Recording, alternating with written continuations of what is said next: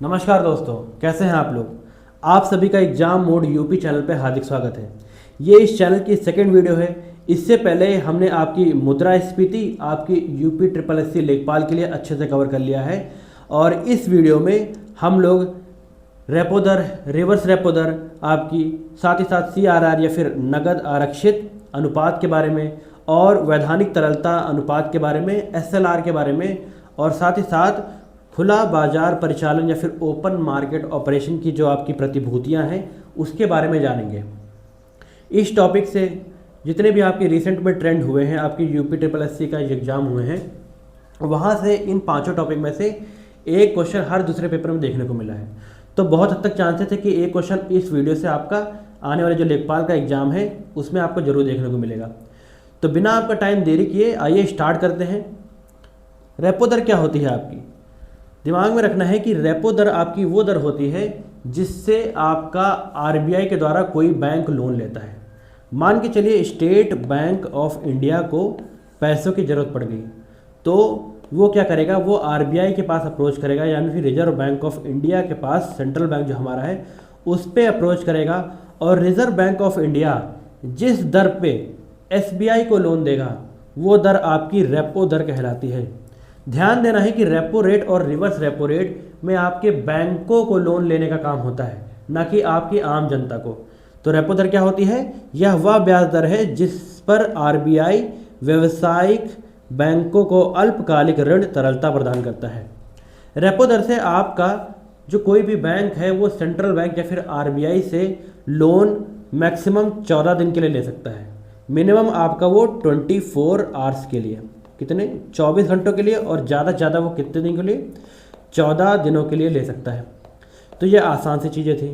तो ये रेपो दर था। और आज की मार्केट में देखा जाए, आज की रेट में रेपो दर है आपका 5.25%, यानी कि इस दर पे अगर कोई बैंक चाहे तो वो रिजर्व बैंक ऑफ इंडिया से लोन ले सकता है। अगर 100 करोड़ का लोन लेगा तो उसे कितना ब्याज दर लगेगा, तो 5,25,000 रुपया के हिसाब से, 5,25,00,000 के हिसाब से उसको ब्याज दर देना पड़ेगा। तो ये रेपो दर था। तो आखिर हमारी जो बैंकिंग सिस्टम है उसमें आपको रेपो रेट और रिवर्स रेपो रेट लाने की ज़रूरत क्या पड़ी। रिवर्स रेपो रेट आपको लाने की इसलिए ज़रूरत पड़ी कि मान के चलिए कई बार क्या होता है कि मार्केट में पैसों की कमी पड़ जाती है। ठीक है, जैसे मार्केट में पैसों की कमी पड़ गई तो उस समय क्या होता है, लोगों के पास पैसा नहीं होता है खर्चा करने के लिए। तब वो क्या करेंगे, तब वो बैंक की तरफ भागते हैं पैसा के लिए। और पैसे अगर बैंक के पास नहीं होंगे तो वो रिजर्व बैंक ऑफ इंडिया से उधार लेगा। तो सरकार क्या निर्देश देती है आपकी आरबीआई को कि हाँ जी, आप लोग ऐसा करो कि रेपो दर जो है आप लोग कम कर दो। जब रेपो दर ये लोग कम करेंगे तो व्यावसायिक बैंकों के लिए उधार लेना आसानी हो जाएगी आपके आरबीआई से।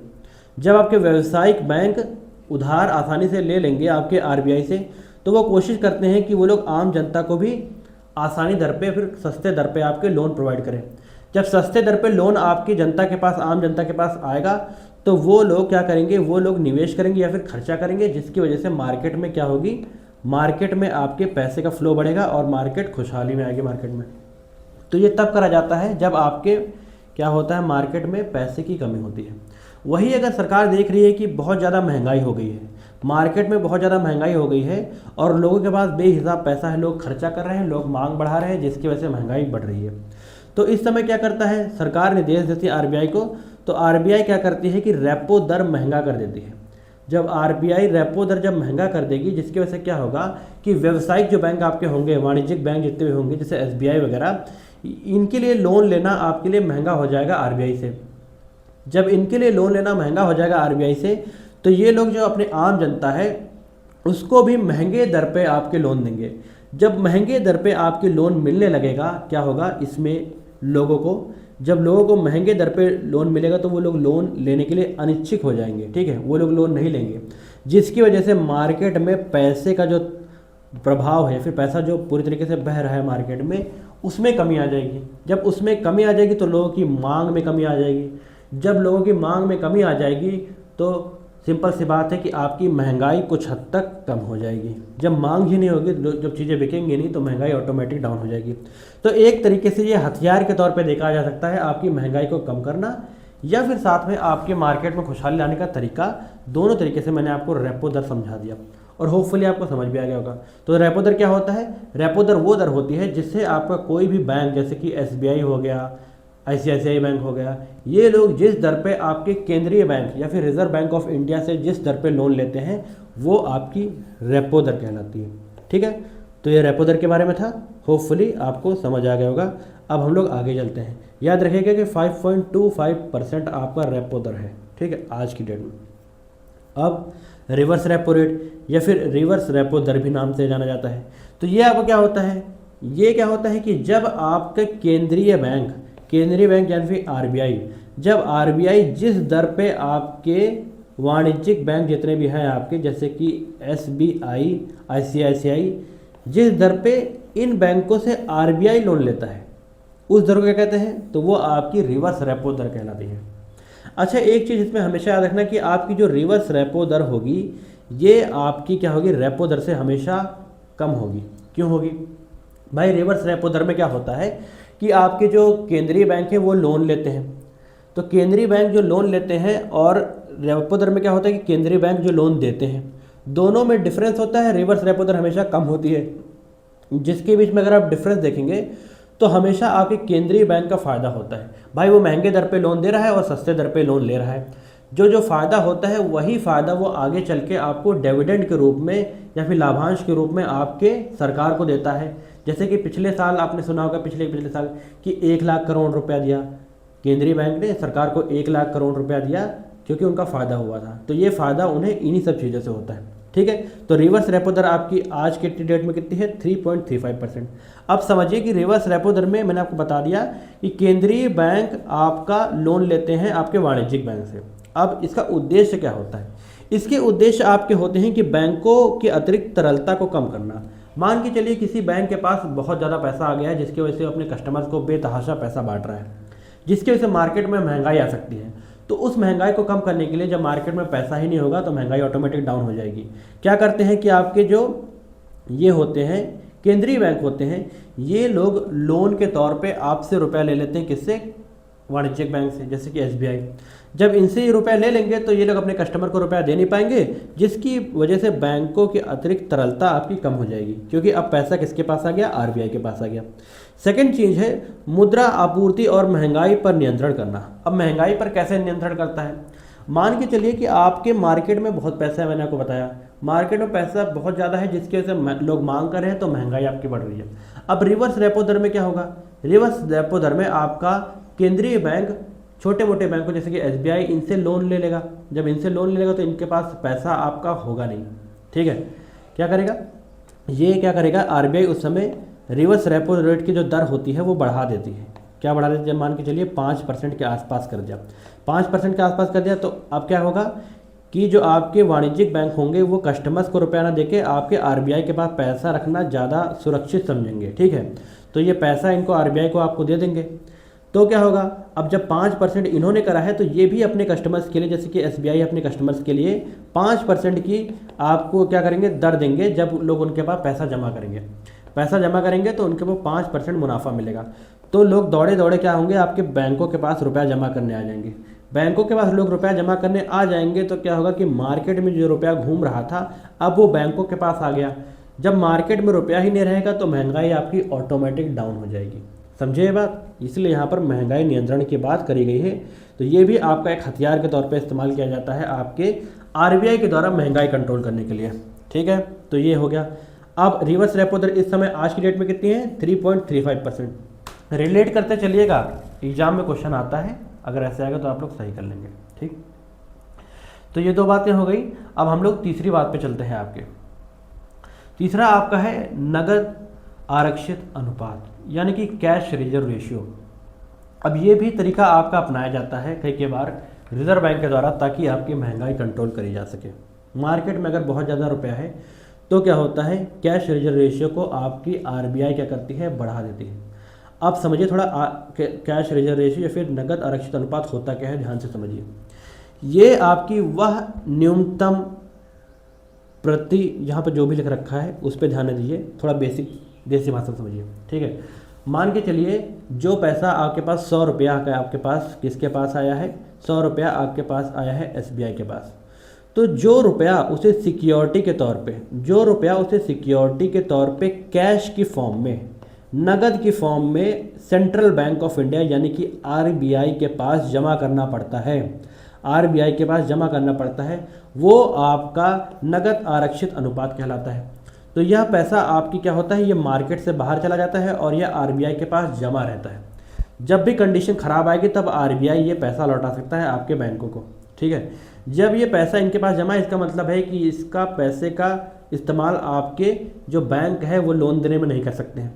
तो इससे क्या होता है, तो इससे क्या होता है कि अगर मान के चलिए कि आपकी महंगाई बहुत ज़्यादा बढ़ रही है तो क्या होगा, तो आपका क्या करेगा, ये केंद्रीय बैंक आपका नगद आरक्षित अनुपात को बढ़ा देता है। जब ये बढ़ा देगा तो इसके पास ज़्यादा रुपए आ जाएंगे विभिन्न बैंकों के, इसके पास ज़्यादा रुपए जब आ जाएंगे आरबीआई के पास विभिन्न बैंकों के, तब क्या होगा, तब इन बैंकों के पास रुपया कम बचेगा ताकि ये लोन कम दे सके, जिसकी वजह से महंगाई कंट्रोल में लाई जा सके।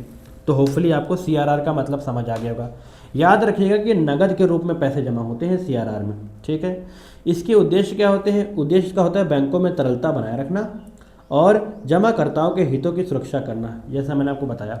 मान के चलिए क्या होता है कि अचानक से क्या होता है कि कई बार लोग बहुत ज़्यादा डिमांड करने लगते हैं रुपए की।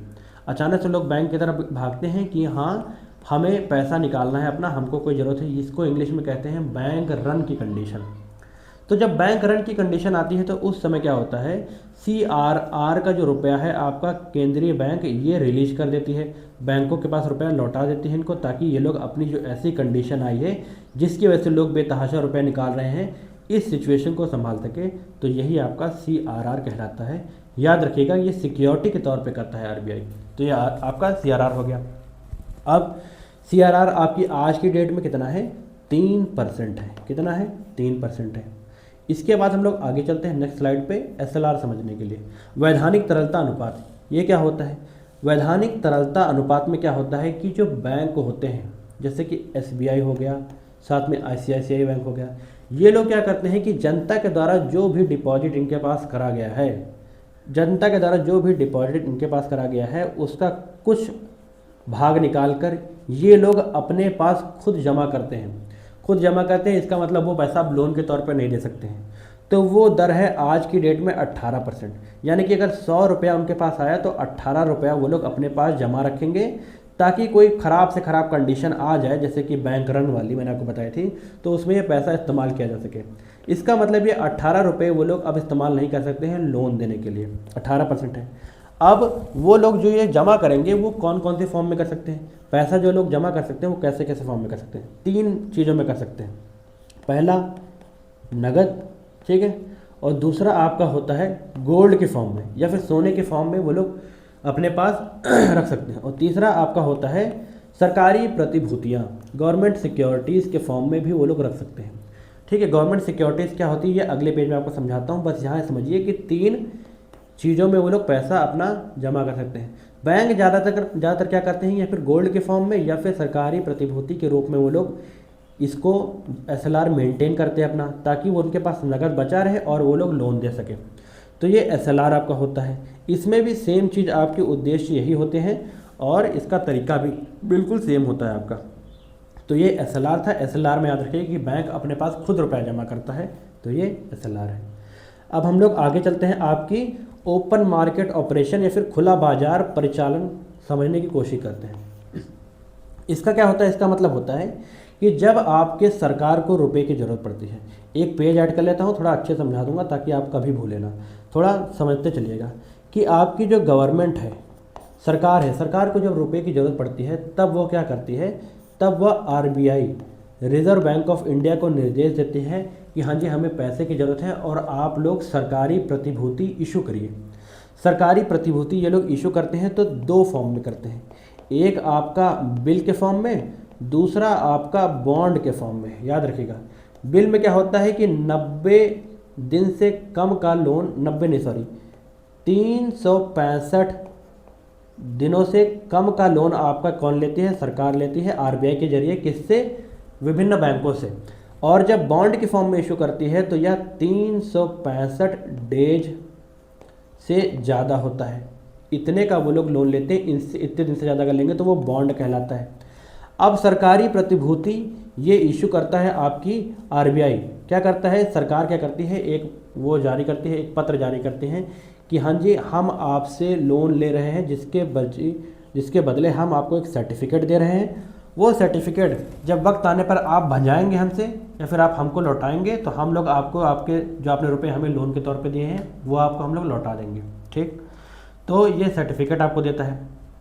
जैसे कि आरबीआई ने ये सर्टिफिकेट जारी किया तो कोई बैंक उसको खरीद लेगा, जिसकी वजह से वो पैसा, जैसे कि मान के चलो 18 साल के लिए लिया तो 18 साल के लिए ये अपने पास रखेगा और जितने पैसे की मांग करी थी वो पैसा आरबीआई को दे देगा और आरबीआई उठा के उसे सरकार को दे देगा।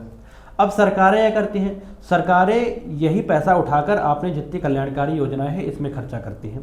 ठीक है, तो ये पैसा लेने का तरीका होता है आपका, ये सेफ तरीका माना जाता है। ठीक, तो अब इससे महंगाई कैसे कंट्रोल करी जा सकती है ये भी समझ लीजिए। ठीक है, मान के चलिए कि आपके मार्केट में बहुत ज़्यादा रुपया आ गया है, बहुत बेतहाशा रुपया फैल रहा है, तो उस समय सरकारें क्या करती हैं, सरकारें कहती हैं आपके आरबीआई को कि हाँ जी आप लोग गवर्नमेंट सिक्योरिटी या फिर सरकारी प्रतिभूतियाँ इशू करिए। तो सर्टिफिकेट वो लोग इशू करते हैं, जिसकी वजह से जितना पैसा वो लोग एक्स्ट्रा घूम रहा होता है मार्केट में वो बैंकों से वो लोग उठा लेते हैं। कौन, आरबीआई आपका उठा लेती है, सरकारी प्रतिभूति बैंकों के पास जमा रहती है। जब पैसा उठा लेती है आरबीआई तो आरबीआई क्या करती है, वो पैसा स्टोर रखती है अपने पास। ठीक है, सरकार को भी हिसाब से देती है ताकि मार्केट में ज़्यादा रुपया ना रहे और आपकी महंगाई कंट्रोल हो सके। होपफुली आपको समझ आएगा। तो ये पांचों तरीके थे, जो 5 तरीके थे जहाँ से महंगाई के बारे में चीज़ें आ सकती हैं। सीधा पूछता है आपसे एसएलआर क्या है, बेसिक सी डेफिनेशन लिखेगा थोड़ा घुमा के, और रेट भी पूछ सकता है, दरें भी पूछ सकता है। तो ये सारी चीज़ें होपफुली आपको समझ आए होंगी। तो इसका क्या होगा, इसका मैं एक पीडीएफ जो है वो आपका एग्ज़ाम मोड यूपी चैनल पे डाल दूंगा, जिसका लिंक आपको डिस्क्रिप्शन में मिल जाएगा। वहाँ टेलीग्राम से जाके आप लोग ये नोट डाउनलोड करके पढ़ सकते हैं। वीडियो अगर आपको अच्छी लगी हो तो इस वीडियो को जरूर लाइक कीजिए और अपने दोस्तों के साथ जरूर शेयर कीजिए। इससे पहले मैंने आपकी मुद्रास्फीति वाली वीडियो बनाई है जहां से 90% चांसेस है कि एक क्वेश्चन एग्जाम में आपके आ जरूर जाएगा। जिस तरीके से ईरान की लड़ाई चल रही है आपके अमेरिका के साथ, तो जिससे महंगाई बढ़ रही है, तो मुद्रास्फीति वाला मैंने कवर किया है, अच्छे से देख लीजिए। तो चैनल पे अगर नए हैं तो चैनल को जरूर सब्सक्राइब कीजिए और अपने दोस्तों के साथ जरूर शेयर कीजिए। इस चैनल पे आपका जो यूपी लेखपाल का एग्ज़ाम होने वाला है उसकी जितनी भी इंपॉर्टेंट आपके जीएस के क्वेश्चन जो आपके एग्जाम में डायरेक्ट आ सकते हैं उसका टोटल एनालिसिस और टोटल तरीके से कॉन्सेप्ट पार्ट मैं आपको समझाऊंगा। तो इस चैनल के साथ जरूर बने रहिए। थैंक्स फॉर वॉचिंग, मिलते हैं नेक्स्ट वीडियो में। जय हिंद, जय भारत।